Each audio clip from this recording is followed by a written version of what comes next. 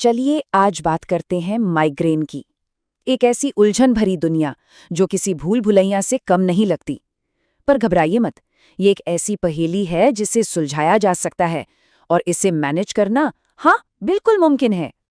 जरा सोचिए, एक ऐसा सिरदर्द हो जो सिर्फ सिरदर्द ना हो बल्कि आपकी पूरी दुनिया ही रोक दे।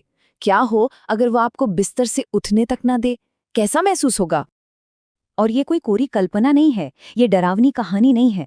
दुनिया में हर 7 में से एक इंसान के लिए ये एक असलियत है, एक ऐसी सच्चाई जिसके साथ वो रोज जीते हैं। और इसी हकीकत का नाम है माइग्रेन।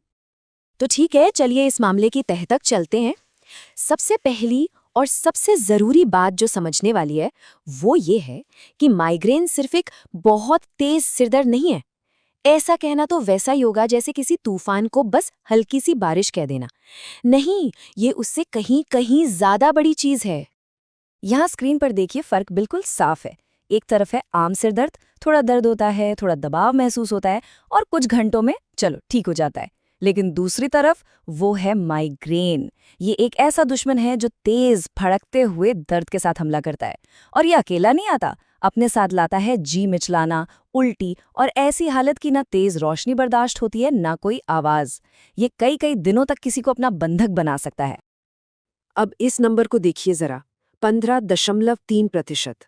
ये छोटा मोटा आंकड़ा नहीं है। एक बहुत बड़े मेटा एनालिसिस, मतलब कई सारी स्टडीज को मिलाकर जो नतीजा निकला, वो ये बताता है कि दुनिया की इतनी बड़ी आबादी माइग्रेन से परेशान है। तो ये कोई व्यक्तिगत समस्या नहीं है, सिर्फ ये एक ग्लोबल हेल्थ इशू है। तो सवाल ये उठता है कि इस भूल भुलैया से निकलने का रास्ता क्या है? जवाब का एक बहुत बड़ा हिस्सा छिपा है ट्रिगर्स को पहचानने में। ये ट्रिगर्स, समझिए, वो छोटे छोटे सुराग हैं जो इस भूल भुलैया में सही रास्ता खोजने में मदद कर सकते हैं। और कमाल की बात यह है कि ये ट्रिगर्स कुछ भी हो सकते हैं।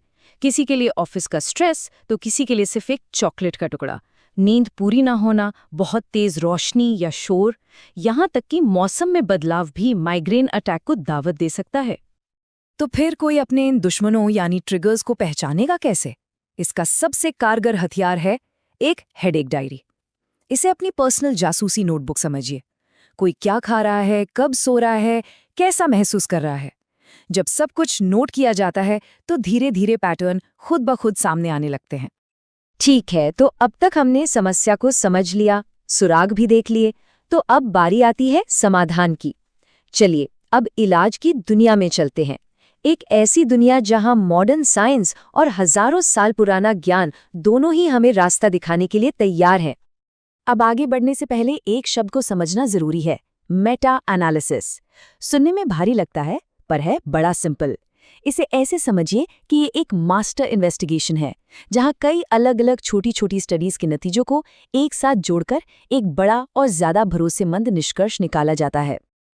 और ये देखिए, उसी मेटा एनालिसिस का नतीजा। ये चार्ट शायद थोड़ा कॉम्प्लिकेटेड लगे पर इसका सार बहुत सीधा है। ये एक पारंपरिक चीनी दवा बैनशिया बाइजू तियानवा डिकॉक्शन के असर को दिखा रहा है। आपको बस इतना देखना है कि बीच की लाइन के लेफ्ट साइड यानी बाईं तरफ कितने डॉट्स हैं। जितनी ज्यादा डॉट्स बाईं तरफ उतना ही इलाज असरदार। और यहाँ तो साफ दिख रहा है, ज्यादातर डॉट्स बाईं तरफ ही हैं, मतलब दवा काम कर रही है। और बात सिर्फ असरदार होने की नहीं है, बात सेफ्टी की भी है। ये चार्ट तो और भी कमाल की कहानी कहता है। देखिए, जहां वेस्टर्न मेडिसिन लेने वाले ग्रुप में 43 लोगों को साइड इफेक्ट्स हुए, वहीं इस हर्बल दवा वाले ग्रुप में ये नंबर सिर्फ 12 था। सिर्फ 12! ये कितना बड़ा फर्क है ना? अच्छा, तो ये तो हुई पारंपरिक चीनी दवा की बात। अब चीन से सफर करते हैं भारत की ओर। यहाँ की हजारों साल पुरानी परंपरा आयुर्वेद हमें एक बिल्कुल अलग एंगल देती है। आयुर्वेद सिर्फ बीमारी के इलाज पर फोकस नहीं करता, बल्कि एक ऐसी लाइफस्टाइल सिखाता है जिससे कोई बीमार ही न पड़े। आयुर्वेद का एक मूल सिद्धांत है, जैसा अन्न वैसा मन। और माइग्रेन के मामले में ये बात 100% सच है। जैसा कि इस टेबल में हम देख सकते हैं, आयुर्वेद कुछ चीजें खाने की सलाह देता है, जैसे गेहूं, मूंग दाल, और कुछ चीजों से परहेज करने को कहता है, जैसे आलू, टमाटर और बहुत ज्यादा तला भुना मसालेदार खाना। ये चीजें माइग्रेन के लिए आग में घी का काम कर सकती हैं। लेकिन आंकड़े, स्टडीज और डाइट चार्ट्स, ये सब कहानी का सिर्फ एक हिस्सा है। असली कहानी तो वो लोग बताते हैं जो हर रोज इस दर्द को झेलते हैं। तो चलिए अब सीधे उन लोगों की बात सुनते हैं जो इस भूल भुलैया के अंदर से बोल रहे हैं। आजकल माइग्रेन के मॉडर्न ट्रीटमेंट में CGRP नाम की दवाओं का बहुत जिक्र होता है और इसमें कोई शक नहीं कि कुछ लोगों के लिए तो ये किसी जादू की तरह काम करती हैं। लेकिन हर किसी का एक्सपीरियंस एक जैसा नहीं होता। कहानी के, जैसा कहते हैं, कई पहलू हैं। जैसे रेडिट पर एक यूजर हैं हैप्पी हैप्पी हाउस प्लांट। वो कहते हैं कि एम्गैलिटी दवा उनके लिए कमाल कर रही है। ये दवा न सिर्फ माइग्रेन को आने से रोकती है, बल्कि अगर अटैक आ भी जाए तो वो काफी हल्का होता है, आसानी से निपट लेते हैं। लेकिन फिर एक और यूजर हैं पेस्की फेरी, जिनका एक्सपीरियंस थोड़ा अलग है।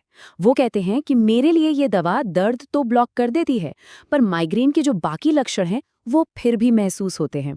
हाँ, वो ये भी मानते हैं कि बहुत से लोगों के लिए यही दवा असल में माइग्रेन को रोकने में जबरदस्त तरीके से कारगर है।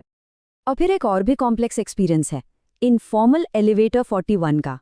इन्होंने तो एमोविग नाम की दवा लेनी ही छोड़ दी। क्यों? क्योंकि उन्हें साइलेंट माइग्रेन होने लगे थे।